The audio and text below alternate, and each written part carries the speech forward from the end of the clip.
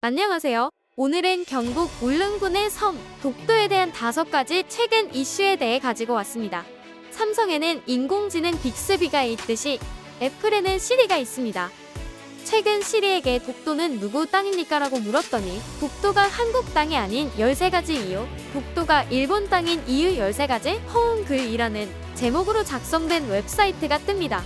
특히 독도가 한국 땅이 아닌 13가지 이유는 네티즌에 의해 완성되는 인터넷 사전 나무위키에 독도와 관련한 일본 측 입장을 실은 게시물이었습니다. 이미 애플 시리는 일본 제국령 조선이라고 한국을 소개하여 논란을 산 이력이 있습니다. 이날 민간 사이버 외교 사절단 방크는 애플 측에 시정을 요청하는 항의 서한을 발송하겠다고 밝혔는데요. 수십억 명이 사용해 파급력과 전파력이 막강한 애플이 탑재 지도에서 언어를 한국어로 설정하면 독도가 올바로 나오지만 일본어에서는 일본이 주장하는 독도의 명칭인 다케시마로 표기되는 것 또한 명백한 잘못, 꼼수라 비판하며 이 또한 시정 요청하였습니다.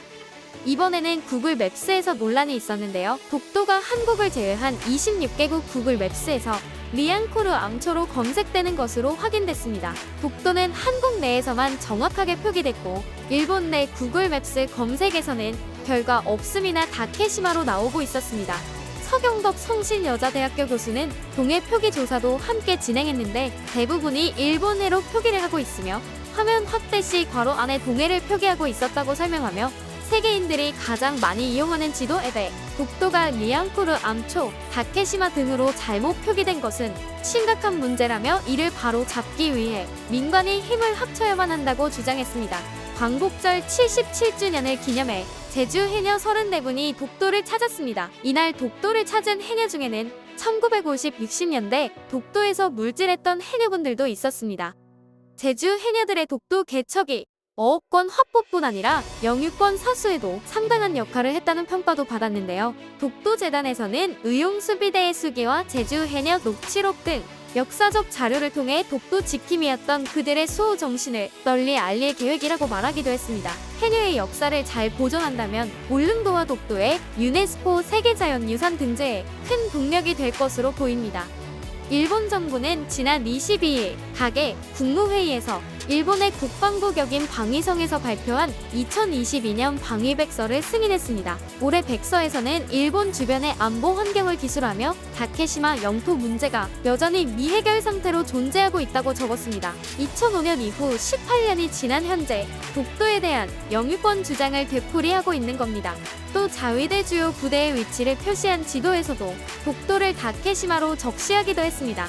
이에 한국 정부는 일본에 대해 독도 영유권 주장을 철회하라 촉구했으며 외교부는 이날 대변인 논평에서 역사적, 지리적, 국제법적으로 명백한 우리 고유의 영토인 독도에 대한 부당한 영유권 주장을 되풀이한 데 대해 강력히 항의한다고 밝혔습니다. 7월 29일에는 한국의 해경과 해군이 독도 방어 훈련을 실시했었는데요. 이를 본 일본 외무성은 한국 정부의 훈련을 도저히 수용할 수 없다, 매우 유감이다며 강하게 항의했다고 NHK 등 현지 언론이 보도했습니다. 이를 본 서 교수는 이는 명백한 내정 간섭이다. 우리의 영토를 지키기 위한 훈련을 진행하는데 어디 감히 딴지를 건다는 말입니까? 라며 분노하기도 했습니다. 최근 독도 사나이 쌍산 김동욱 서해관은 일본의 울릉도와 독도 영토 주권을 규탄하는 초대형 모래밭 퍼포먼스를 선보였는데요. 그 내용은 일본 대한민국 울릉독도 간섭 그만하소, 코리아 독도 등이 있었습니다. 오늘은 이렇게 최근에 있었던 독도 이슈에 대해 알아보았습니다. 올해에는 독도를 방문해보며 더 관심을 가져보는 것이 어떨까요?